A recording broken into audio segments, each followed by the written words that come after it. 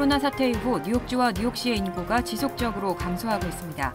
뉴저지주의 인구는 팬데믹 이전 수준을 회복했습니다. 미국 내 한국전 참전 시설물 중 일부가 동해와 일본해를 병기하도록 변경됐습니다.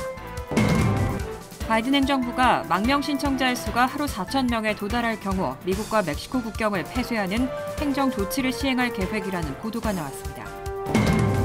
지난 4월 새벽 맨하튼에서 귀가하던 여성을 뒤따라가 목을 조르고 성폭행한 남성이 기소됐습니다. 지난달 25일 새벽에는 퀸즈 플러싱에 위치한 한 식당에 한 남성이 침입해 현금을 훔쳐 달아났습니다. 이상은 이 시각 주요 뉴스입니다. 시청자 여러분 안녕하십니까? KBN 뉴스입니다. 오늘은 감기로 목소리가 좋지 않은 점 미리 양해의 말씀 부탁드립니다. 코로나 사태 이후 뉴욕주와 뉴욕시의 인구가 지속적으로 감소하고 있습니다. 뉴저지주의 인구는 지난해 팬데믹 이전 수준을 회복했습니다.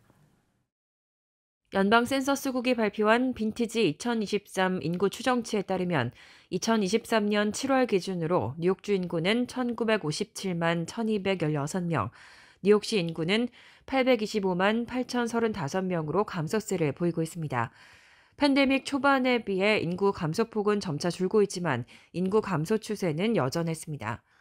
보로별로는 맨하튼을 제외한 모든 보로 인구가 줄었습니다. 지난해 맨하튼 인구는 직전해 대비 2,908명 늘어난 159만 7,451명을 기록했지만 나머지 보로 인구는 모두 줄었습니다. 반면 뉴저지주 전체 인구는 929만 841명으로 증가했고 한인 밀집 지역인 버겐 카운티 인구도 증가세를 나타냈습니다. 한인 밀집 지역인 버겐 카운티 인구는 95만 7,736명으로 직전해 대비 4,196명 늘었고 미들섹스 카운티 86만 3,623명, 허드슨 카운티 70만 5,472명으로 1년 만에 2,000명에서 3,000명가량 늘었습니다. 팬데믹 이후 재택근무와 사무실 근무의 병행이 일상화되면서 뉴욕시로의 접근성이 좋지만 상대적으로 한적한 뉴저지주로 이주한 인구가 많아진 것으로 분석됩니다. 센서스국의 자료에 따르면 2021년부터 2022년 사이 뉴욕주에서 뉴저지로 이주한 인구는 7만 5,103명에 달했습니다. 한편 센서스국은 텍사스주 샌안토니오, 포트워스, 노스캐롤라이나주 샬롯, 플로리다주 잭슨빌 등의 인구가 급격히 증가하고 있다며 팬데믹 이전보다 근교 지역의 인구가 급증하는 추세라고 보고했습니다. 미국 내 한국전 참전 시설물 중 일부가 동해와 일본해를 병기로 표기하도록 변경됐습니다. 제외 공간을 통한 지속적인 요청의 결과로 평가됩니다. 보훈부에 따르면 지난해 5월을 기준으로 미국 내 14개 한국전 참전 시설물은 한반도 동쪽의 바다를 동해가 아닌 일본해로 표기했었습니다. 이 가운데 메릴랜드 한국전 참전비와 오하이오 한국전 추모공원, 레이크 카운티 한국전 참전비, 카유가 카운티 한국전 참전비는 최근 1년 사이 일본의 단독 표기를 동해와 일본해 병기로 변경했습니다. 보훈부는 6.25 전쟁 60주년이던 2010년 해외 참전 기념 시설물 사진이 담긴 도감 발간을 준비하면서 한국전 참전비에 일본해 단독 표기 사례가 있다는 사실을 확인했습니다. 이후 한국전 참전 시설물에 있는 일본해 단독 표기를 동해와 일본해 공동 표기로 바꾸기 위해 노력해왔는데도 오랜 기간 성과를 내지 못했지만 최근 1년 사이 4개 참전 시설물에서 동해와 일본해 병기를 이뤄낸 겁니다. 보훈부 관계자는 제외 공간을 통해 미국 지방정부와 한국전 참전협회에 동해와 일본해 병기를 지속해서 요청했는데 일부에서 수용한 것이라며 한일 관계 개선이 미국 측이 태도를 바꾼 배경인 것으로 분석했습니다. 일본 정부는 일본의 단독 표기 입장을 고수해왔고 미국 측이 일본의 반대를 의식해 한국 정부의 요청을 수용하지 않다가 지난해 이후 한일 관계가 크게 개선되자 태도를 바꿨다는 설명입니다. 보훈부는 여전히 일본에만 표기하고 있는 미국 내 한국전 참전 시설물에 대해서도 동해와 일본해 병기를 추진할 방침입니다. 최근 소비자 물가 상승세가 다소 완화되면서 식료품 가격, 특히 사과와 계란 가격 등은 조금이나마 떨어지기 시작했습니다. 노동부가 발표한 지난달 소비자 물가지수에 따르면 식료품 가격은 전월 대비 0.2% 하락했습니다. 다만 외식 물가는 0.3% 상승해 전체 식품 물가 상승률은 0%를 기록했습니다. CNN은 식료품 가격 하락은 폭은 작더라도 반가운 일이라고 평가했습니다. 특히 사과의 가격은 1년 전에 비해 12.7% 하락했고 계란도 9.0% 하락했습니다. 다른 품목들도 가격 변동이 있었고 햄은 마이너스 3.4%, 치즈 마이너스 3.3%, 생선 및 해산물 마이너스 2.1% 등으로 가격이 내렸습니다. 하지만 외식 물가는 1년 전보다 4.1% 올랐고 그중에 특히 패스트푸드 등 카운터에서 주문받는 식당의 물가가 4.8% 뛰었습니다. 패스트푸드 가격이 크게 오르면서 고객 수가 감소하는 원인이 되고 있습니다. 맥도날드는 이에 대응해 가격 인하 전략을 펼치며 고객 유치에 힘쓰고 있습니다. 이번에는 $5 세트 메뉴를 한시적으로 제공하고 고객들에게 적극적으로 홍보하고 있습니다. 미국의 4월 소비자 물가지수가 노동통계국의 부주의로 예정보다 30분 먼저 공개되는 사건이 발생했습니다.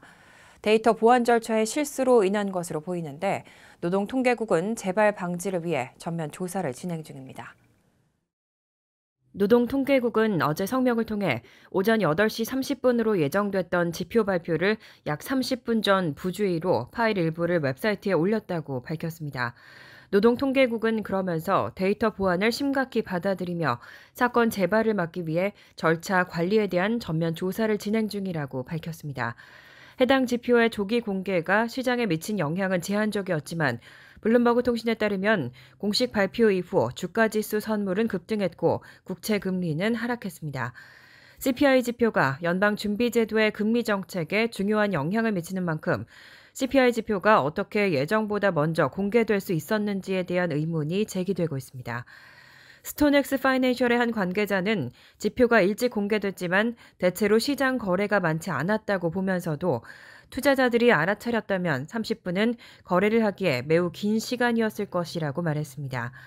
게다가 노동통계국의 지표 관리가 문제된 것은 이번이 처음이 아닙니다. 한 달 전에는 한 이코노미스트가 인플레이션 자료를 월가 금융기관들과 부적절하게 공유했다는 보도가 있었고 지난해 12월에는 인플레이션 지표 발표 직전 국채 선물 가격이 랠리를 벌이는 등 정보 유출 또는 해킹 우려가 제기된 바 있습니다. 바이든 대통령의 망명 신청자 정책에 대한 회의적인 시선이 이어지면서 바이든 행정부가 마침내 칼을 빼들었습니다. 망명 신청자의 수가 하루 4,000명에 도달할 경우 미국과 멕시코 국경을 폐쇄하는 행정 조치를 시행할 계획이라는 보도가 나왔습니다. 어제 뉴욕포스트는 바이든 행정부가 망명 신청자의 수가 하루 4,000명에 도달할 경우 미국과 멕시코의 국경을 폐쇄하는 행정 조치를 시행할 계획이라고 보도했습니다. 국토안보부의 데이터에 따르면 현재 국경 수비대는 매일 10,000명이 넘는 망명 신청자를 단속하고 있고 이러한 상황은 미국 내에서도 논란이 되고 있습니다.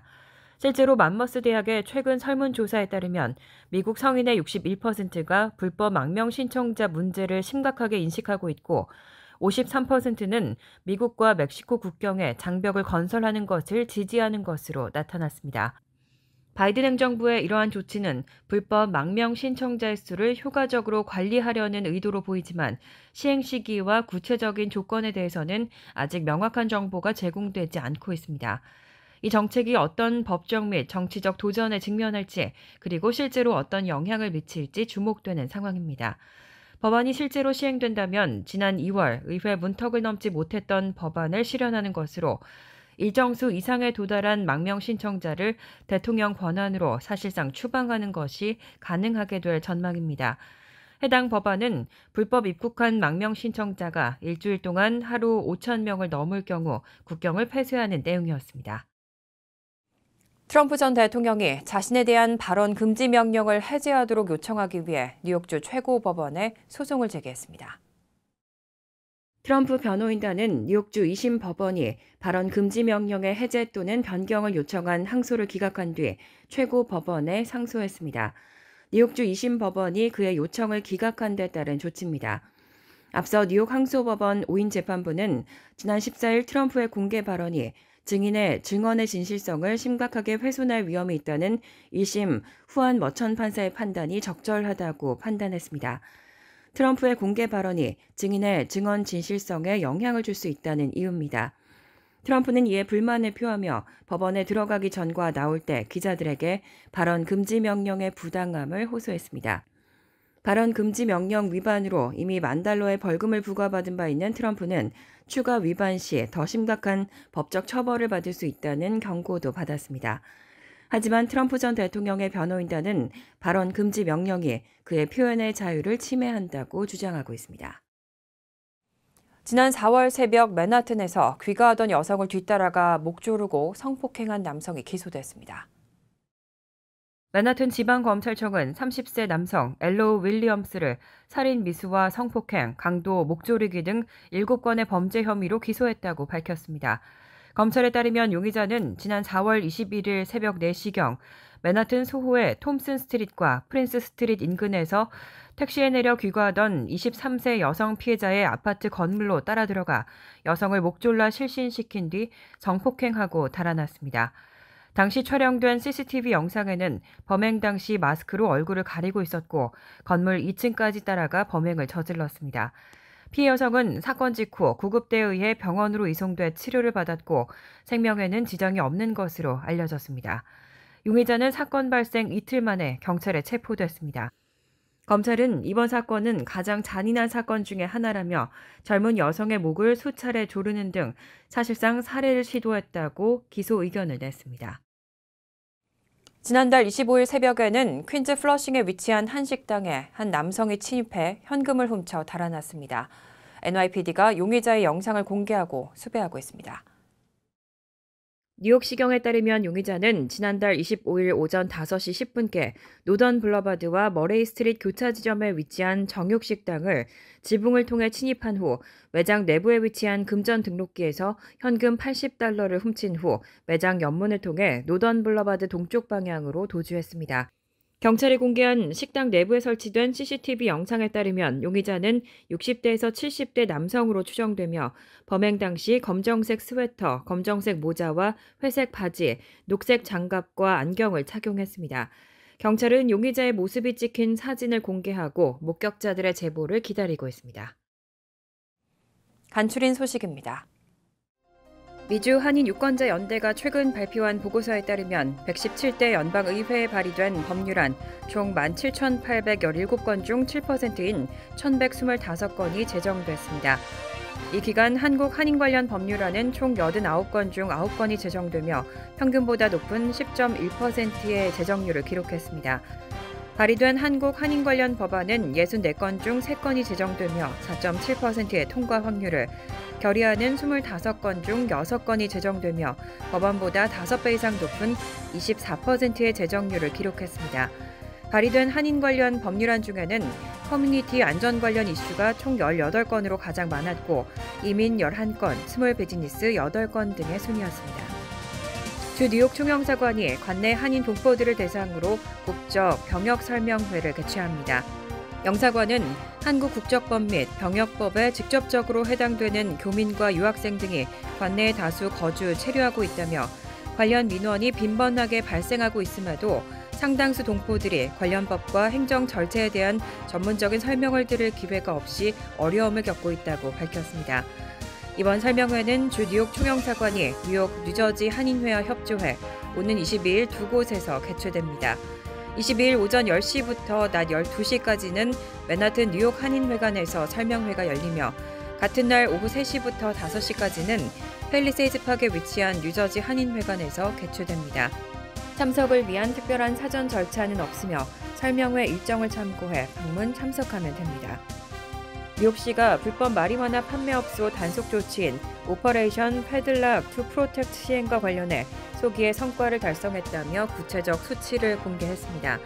뉴욕시는 쉐리프국과 NYPD, 소비자 및 근로자 보호국의 불법 상점 단속 태스크포스 활동과 관련해 지난 14일까지 시 전역에서 75개 불법 상점을 폐쇄했으며 벌금 $596만 부과했다고 밝혔습니다.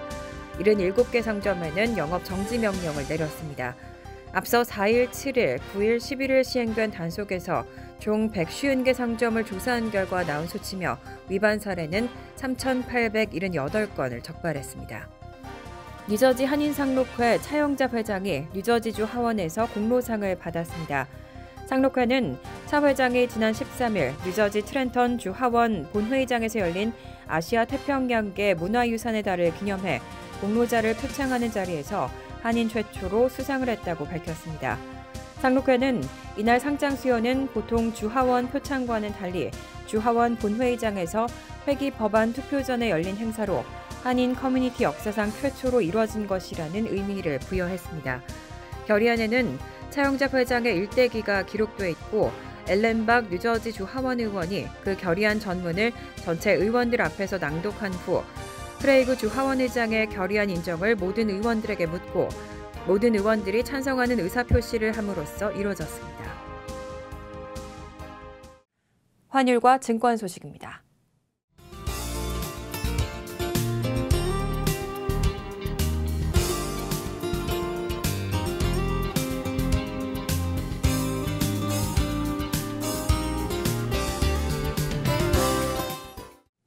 이어서 날씨입니다. 금요일은 구름이 많겠습니다. 낮 최고 기온은 67도, 섭씨 19도, 밤 최저 기온은 60도, 섭씨 16도로 예상됩니다. 토요일도 구름이 많은 가운데 적지만 소나기 내릴 가능성이 있습니다. 일요일은 부분적으로 화창하겠습니다. 이상으로 KBN 뉴스를 마칩니다. KBN과 함께 즐거운 저녁 되시기 바랍니다.